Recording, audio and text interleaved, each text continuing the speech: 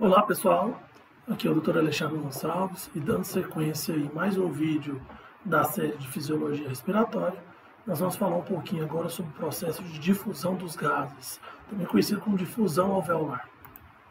Bom, a grande função da difusão pulmonar ou difusão alveolar é exatamente repor o oxigênio e remover o CO2 do sangue venoso, né? Como que isso é feito? Bom, primeiro nós precisamos entender aonde isso é feito. Então veja, aqui a gente tem a rede capilar alveolar, onde eu tenho os capilares destacados aqui em branco e os alvéolos aqui numa cor mais escura, e os elementos do sangue chegando até aqui nos capilares. Então basicamente a difusão vai se dar através dessa junção membrana do alvéolo com a membrana do capilar. Então membrana do alvéolo com a membrana do capilar. Essa região a gente chama de membrana respiratória, ok? Então, isso vai se dar por diferença do gradiente de pressão.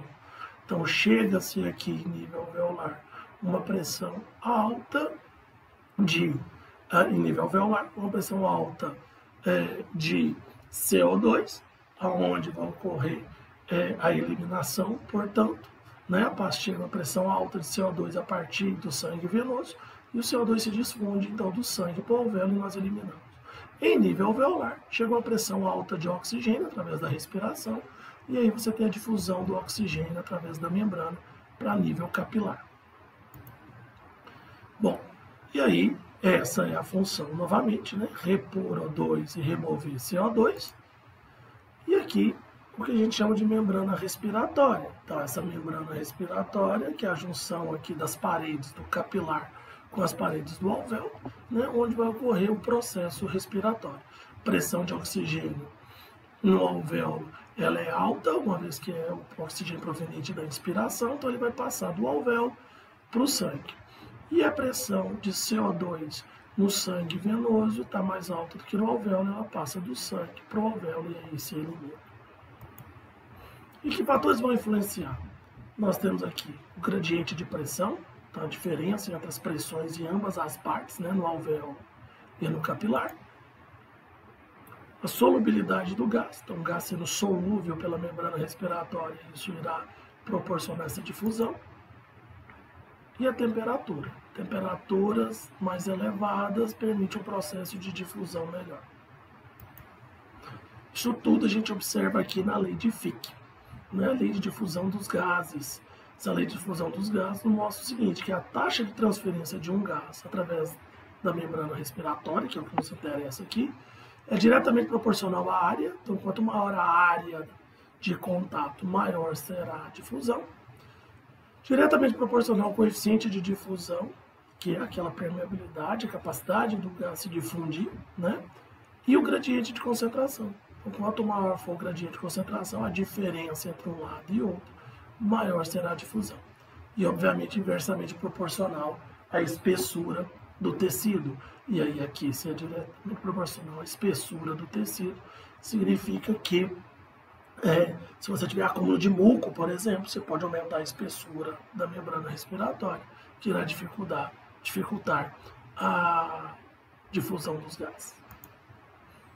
Veja, nós temos aqui, então, o gás em nível alveolar e aqui em nível muscular. Veja que chega uma pressão no sangue venoso, né? Chega uma pressão de O2 de 40 e uma pressão de CO2 de 46. E sai uma pressão de O2 de 100 e uma pressão de CO2 de 40. Então aqui também nós temos um conceito importante. Sangue venoso não é um sangue rico em CO2, é um sangue pobre em oxigênio, porque a diferença aqui não é tão grande.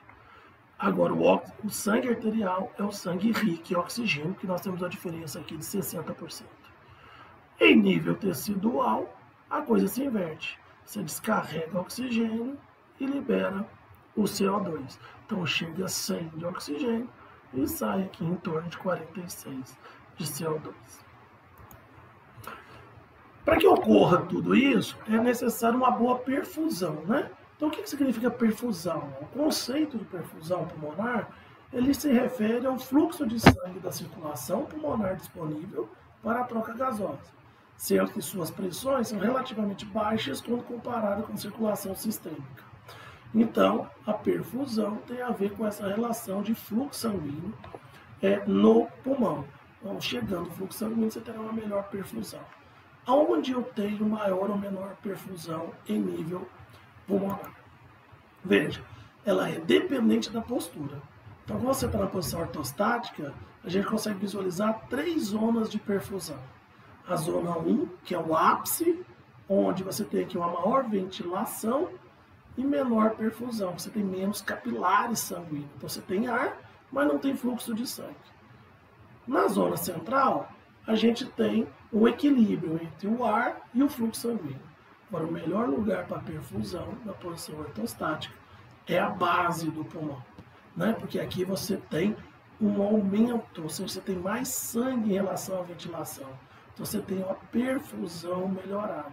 Por isso que respirar adequadamente é legal. O que seria respirar adequadamente? Aquela respiração basal, onde você infla o abdômen e desinfla. O que o bebê faz e depois a gente desaprende, né? Porque você garante maior fluxo aéreo para a base, onde você tem maior perfusão.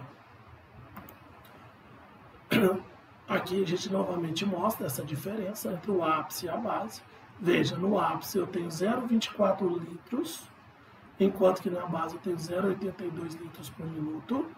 Só que aqui no ápice eu tenho 0,07 de fluxo sanguíneo, então eu tenho menos sangue do que ventilação. Já na base eu tenho mais sangue do que ventilação, e a ventilação ainda é maior do que no ápice. Isso me dá uma relação de 3,3 no ápice e aqui de 0,63. Né? Então isso é algo importante, que eu tenho um favorecimento da perfusão na base. Por que que isso acontece? Qual que é a relação? Né?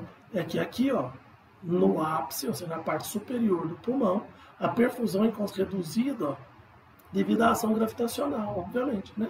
Isso faz com que os alvéolos sejam plenamente expandidos, mas quando você expande o alvéolo totalmente, ele comprime os vasos sanguíneos adjacentes, e aí você acaba diminuindo a perfusão.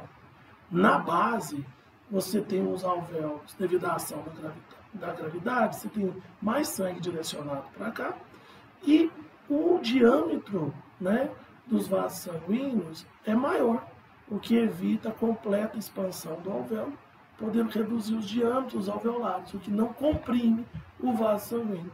Então você passa a ter aqui uma boa relação de perfusão. É isso. Espero que tenham gostado. Até uma próxima oportunidade.